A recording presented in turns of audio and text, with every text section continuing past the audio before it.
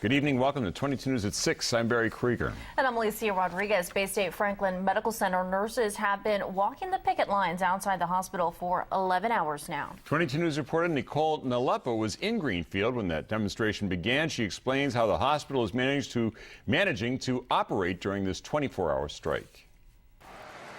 On a foggy Friday morning, unionized nurses at Bay State Franklin Medical Center stopped working at 7 and gathered together outside the hospital to form their picket line.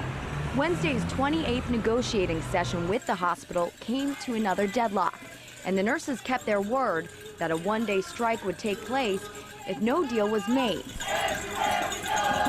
By 8 a.m., the sidewalks were flooded with signs, shakers, and a wave of nurses and supporters from all over the state. But even with several hundred demonstrators outside the hospital, business continued as usual inside. 22 News checked in with Bay State Franklin's president to see how things were holding up.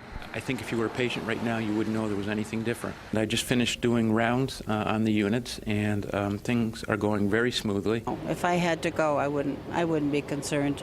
They always have someone there that will take care of you. The hospital is working under a contingency plan until Saturday morning when the strike ends. Most areas will remain open, and it has been staffed with nurses from other Bay State hospitals in western Massachusetts.